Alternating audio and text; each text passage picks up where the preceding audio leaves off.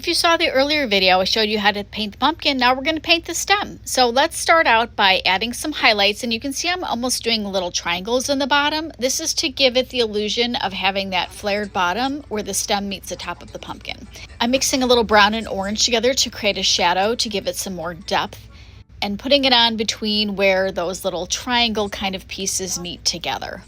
See, I'm also painting along the top of the pumpkin ribs to give it some shape and some shadow and dimension.